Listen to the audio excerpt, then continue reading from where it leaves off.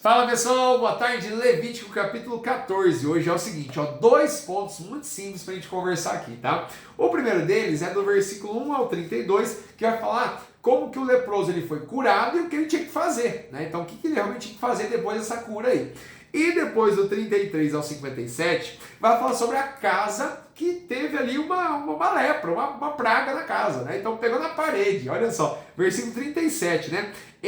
Se a praga nas paredes da casa tem covinhas verdes ou vermelhas e parecem mais fundas que a parede, gente, isso aqui a casa ficou doente, né? Olha só, isso aqui é uma simbologia muito grande com a minha vida, com a sua vida, e a gente precisa entender isso, que o pecado ele é destrutivo, o pecado ele contamina, ele prejudica, ele nos separa de Deus, e o objetivo final do pecado é a separação total de Deus, né? A gente sabe que o salário do pecado é a separação total do Senhor. Não tem o que você falar. Não tem o que você falar. É exatamente isso. Então, tanto no corpo humano quanto numa residência, olha o poder destrutivo disso. E é interessante que lá em Gênesis capítulo 4, quando Deus vai falar com Caim e vai dar aquela bronca nele, né? Lembra que ele oferece uma oferta que não agradou ao Senhor, né? Deus simplesmente, né, não deu bola para a oferta dele, porque era basicamente o que sobrava, ou era que só foi, né?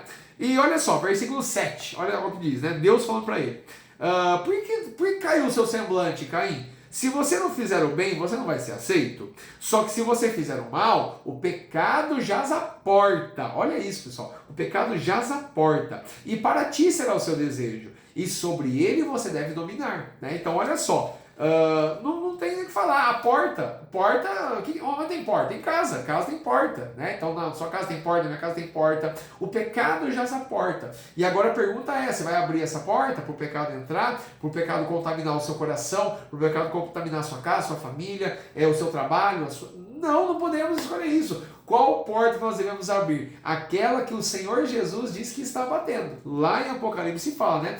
Eis que estou à porta e bato, e aquele que ouvir a minha voz e abrir, eis que eu entrarei, cearei com ele, farei morada.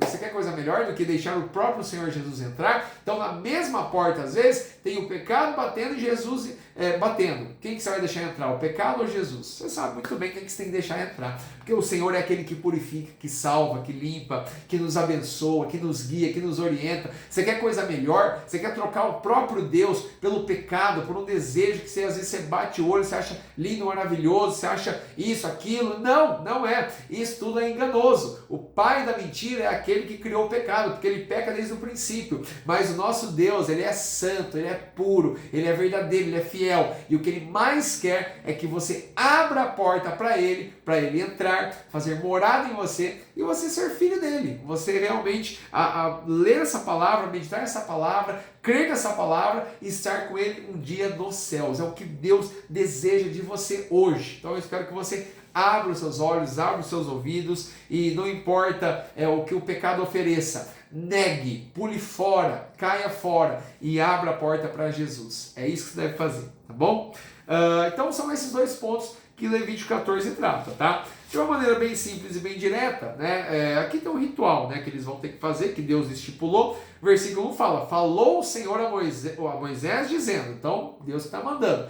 A pessoa que foi curada tinha que pegar 2 aves, tinha que sacrificar uma, tinha que pegar um vaso de barro sobre águas vivas, ou seja, numa fonte de água natural e corrente. Tinha que fazer todo um ritual ali. Depois tinha que raspar sua cabeça, raspar o pelo do seu corpo, entrar no arraial. Nossa, tinha todo um ritual que Deus estipulou para aquele povo, naquela época, naquele momento, para mostrar para eles que haveria de vir aquele que levaria em si tudo isso. Não existe mais nenhum tipo de ritual como esse, pessoal. Jesus pagou o preço por amor a você e a mim. Então, honre o sacrifício dele de todo o seu coração. Então, na hora de você escolher agora, não pecar mais. Assim, o Jesus disse, vai e não peques mais. É uma ordenança para você. Vai e não peques. Ou seja, você tem aquele poder de escolha. Você está vendo o pecado ali na porta, você fala assim, eu não vou abrir, não vou fazer, não vou falar, não vou ver, não vou pensar. Ponto final.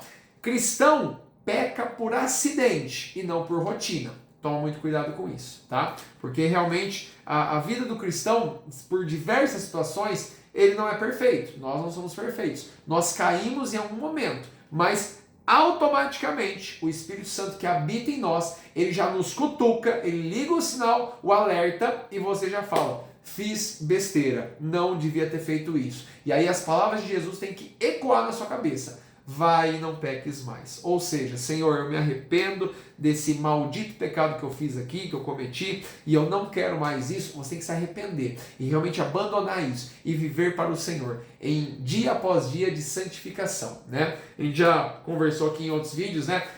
Deus nos orientando: sede santos, pois eu sou santo. Então, sede santos, ou seja, vão buscar a santidade. Hebreus 12,14, né? Busque a santidade, busque a paz com todos e a santificação, sem a qual ninguém verá Deus. Então, isso aqui é muito forte, pessoal, para você entender mesmo e aplicar na sua vida, tá?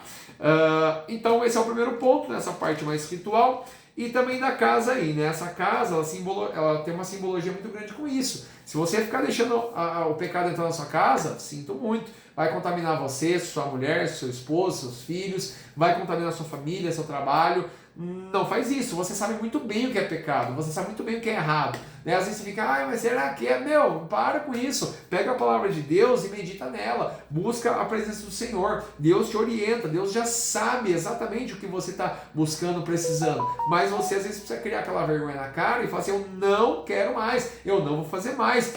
Nesse grupo que eu estava, eu vou sair. Na onde eu estava indo, eu não vou mais. Isso que eu estava vendo, eu não quero mais ver. Não e não.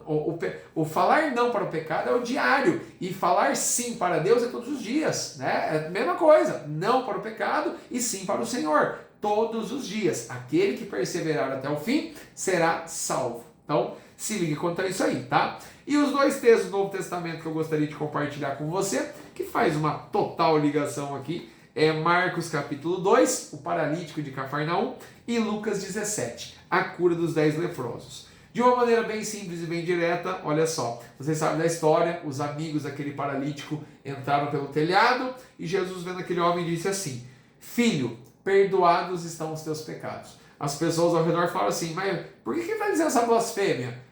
Quem pode perdoar pecados senão Deus, né? E Jesus fala: o que é mais fácil eu falar? Que eu perdoo os pecados dele ou para ele levantar e andar? E aí ele fala: ora, para ver que o Filho do Homem tem poder e autoridade para perdoar pecados, eu digo para você: vai, levanta, anda, e foi. E simplesmente isso, a autoridade de Jesus, a autoridade do Senhor. Isso tem uma ligação com o versículo 32 ali do Levítico 14, tá?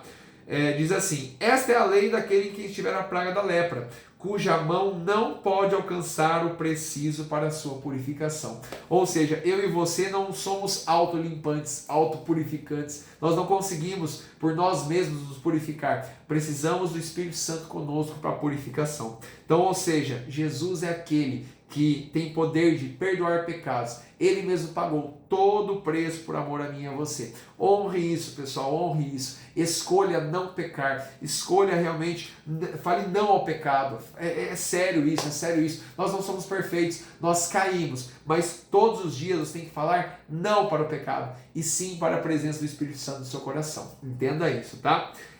E Lucas 17, isso aqui é muito interessante também, que fala da cura dos 10 leprosos, né? Jesus, de uma vez só, numa tacada só, curou 10 leprosos, né? E apenas um voltou para glorificar a Deus. E aí Jesus sente isso, ele fala assim, né? Versículo 17: não foram 10 os limpos? Onde estão os 9? Os outros 9, né? Não houve quem voltasse para dar glória a Deus, senão eles, não esse estrangeiro, que na verdade aquele único que voltou era samaritano, né? Então é interessante que os outros, né, os outros judeus, né, que eram o povo ali de Deus, eles não voltaram para glorificar o Senhor. E esse samaritano voltou, mostrando o quê? Mostrando que a palavra de Deus é para todos. E a gente sabe que as ovelhas do Senhor, elas nunca serão perdidas, mas elas voltam para o seu bom pastor, elas reconhecem a voz do seu bom pastor, elas amam o seu bom pastor, que é Jesus Cristo, né? Ele é o bom pastor. Então, eu e você temos que ser mais gratos ao Senhor por isso, pelas bênçãos que temos, pelos milagres que Ele oferece para nós, pelos livramentos, pelos ensinamentos. Ele é perfeito, Ele é Deus. Então você precisa entender isso, tá? Volte a agradecer ao Senhor por tudo, dia após dia. Isso vale muito a pena, tá bom? Não seja como os 9 que foi embora, mas seja como esse que voltou e glorificou, tá bom? É isso que nós aprendemos aí. Nos vemos no capítulo 15. Um grande abraço, Deus abençoe.